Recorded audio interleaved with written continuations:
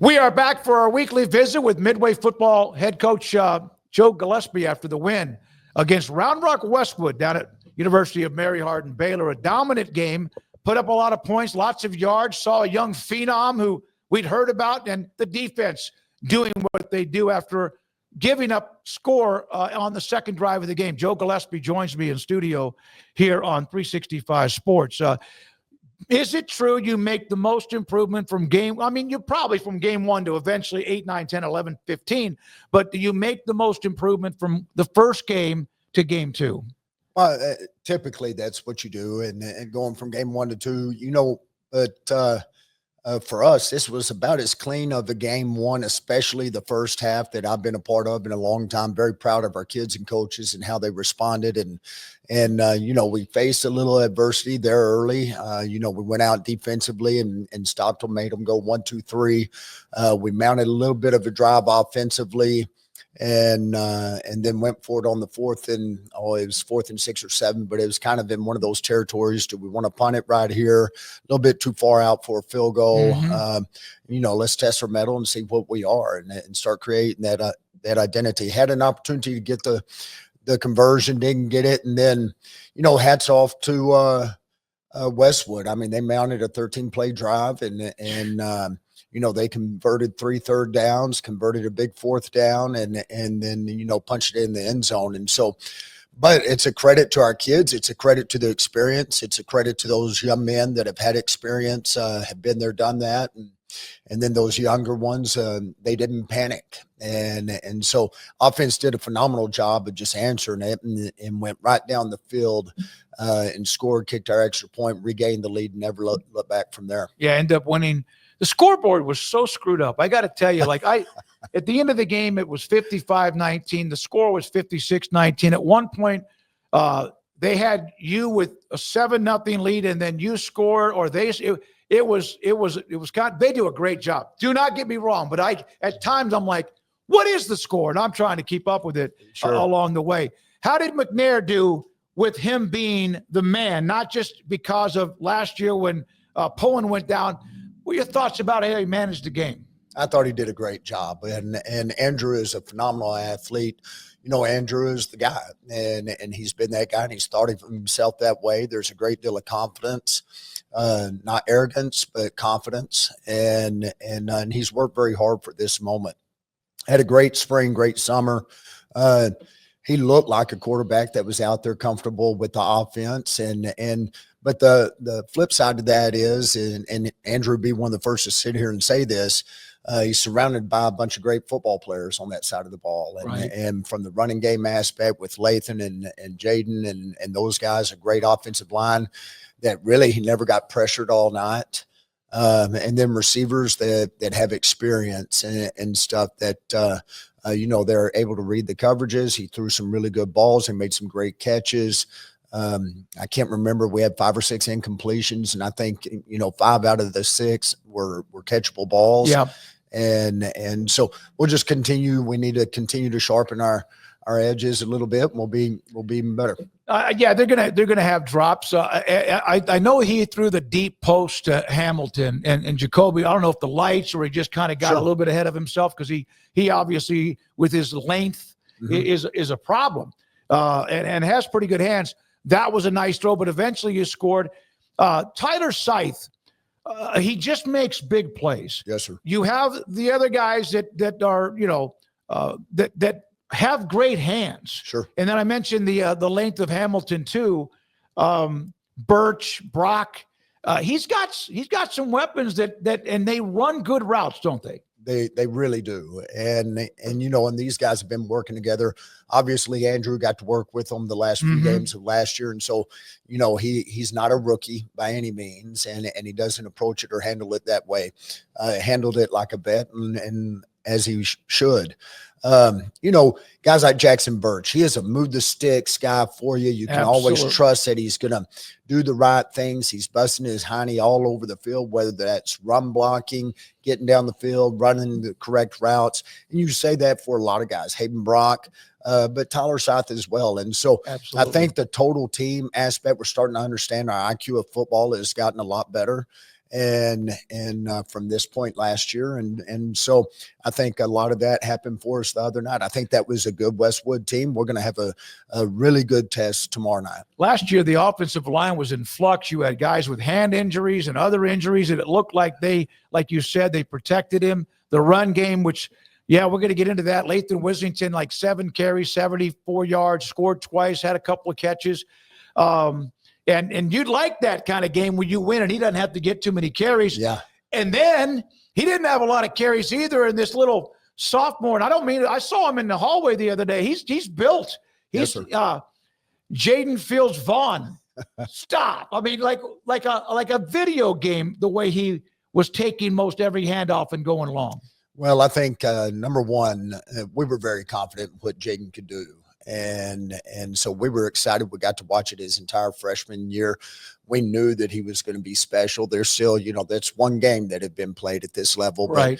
But throughout the spring, the summer, especially fall camp, and what he was able to do even in some of our scrimmages, we've been excited about this 1-2 punch of Lathan and Jaden.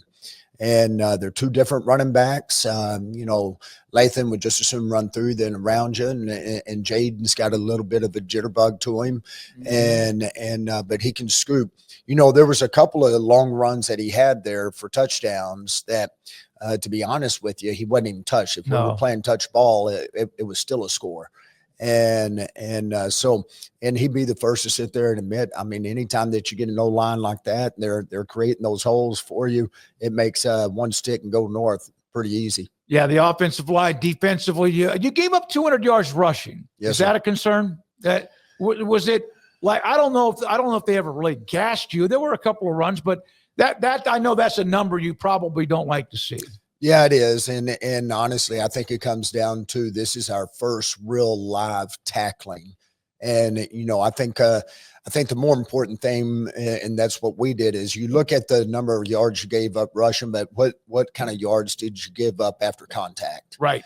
And that's where we just got to get better from a tackling aspect.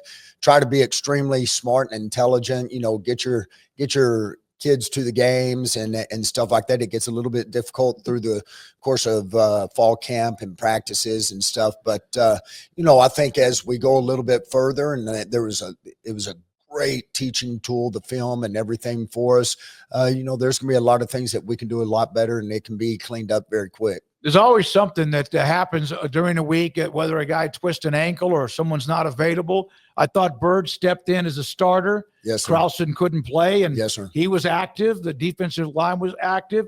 And now Hudson King, who started, and we saw him just a little bit last year, he's out with a shoulder injury.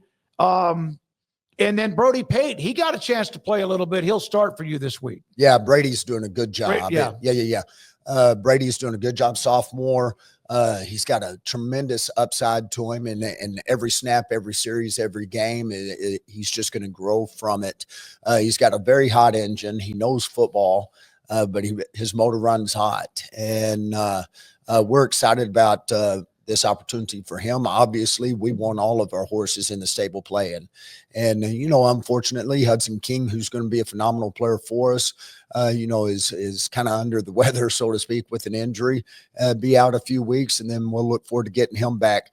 And, but Brady Pace got an awesome opportunity, Chauncey Keene, Max Maiden, all of those guys. Yeah, Chauncey's good to see him back after missing at the end of last year. And then Max is like the ever ready batter, whatever that is. Yeah. He's just a tackling machine. Lane Alexander. I saw Torres involved as safety, not a big body, but he was making. I thought Simmons was really, really good. Tall, lanky, kind of for a safety. Well, I guess for where he plays at safety, he's got the really good looking body. Yeah, he really does. And Carl, you can see the growth in him already. Absolutely. From getting to play all of the snaps and everything that he did last year. And, honestly, there were times he played a little bit like a young or sophomore rather, last year, but that experience, you can't replace it. And so his knowledge and everything, and his confidence in the defense and knowing, how to play it, he can play so much faster now. And so, we say it over and over again, from a defensive standpoint, let's make this simple. Keep it simple. Yeah. Let them play fast, be confident. Don't paralyze them by analyzing. one thing on the defense, and we'll talk about Cedar Ridge for a question or two. Do they understand what you want? The Joe Gillespie defensive style. I know you had the coordinator with Josh now at Law Tech. We brought that up last week, and Josh Willis, who was on the staff. Can you tell that the system is in their blood? I think it is, and I think that system, it's filtering all the way into our junior highs and stuff. And so, and obviously that's where you got to start. We don't get to recruit, we inherit. And so we got to begin making them this way. And this is what we do and what we believe in. I think, getting a year of it under their belt, I think that's what's helped so much. And so, I'm excited to see what they display this Thursday. Yeah. And we need to see some vast improvements in some areas. And then, the biggest deal that we got to go do, we want to lead the district in a lot of areas, in a lot of ways, and a lot of things, but create a lot more takeaways. And we say takeaways, not turnovers, because we want to go take it away. And don't wait for them to hand it to you. All right, Cedar Ridge, they've got some dudes. I remember when they played Midway for the first time ever, Sean Bell was their head coach, who now, of course, at the University of Houston, former Baylor quarterback, was at China Spring, and you got them pretty good. They had some dudes that went on to play Division I football, but it was it was lopsided. That was down there on their campus stadium. Yep. And then the next year, Midway got Cedar Ridge. They weren't very good. There's a coaching change. I've gotten the chance to get to know Brian Vardaman quite a bit. They got a pretty. I think they were like 3-7, whatever last year. I think they might be a playoff. But that district, of course, Vandegrift and others. Sure. I like what I've seen from them. No doubt. Brian's going to do a great job, and Brian and has assembled a great staff and all of that. Getting to watch them on film now, and really kind of getting to know what their subs looked like last year, what they have returning, we knew that this was a team that's going to have potential to sit there and really grow over the next year. Obviously, they've got some athletes and they've got some dudes up front as well on both sides of the ball. And so it's going to be a tremendous test for us. They're new. They haven't shown everything. You put yourself into a barn burner, which we expect it to be. They're going to start shaking some stuff out there that you haven't gotten to see from a defense or offensive standpoint. They're very aggressive defensively. That's a fun defense to sit there and be a part of. But sometimes if we'll do our job offensively, hopefully we can hit some pretty big ones early and quickly. And then you hope that loosens up some stuff. All right. It's Thursday night, another one, 6:30 at Reeve Stadium. Our pregame on 365 Sports and 106.7 FM, The Eagle. Also on Midway TV, online, 6:30 pregame, 7 o'clock at Reeve Stadium in Round Rock, Cedar Ridge, and Midway. For Joe Gillespie, I'm David Smoak. Thanks to our great sponsors. We'll see you next week. Week 3, Midway, but this week against Cedar Ridge.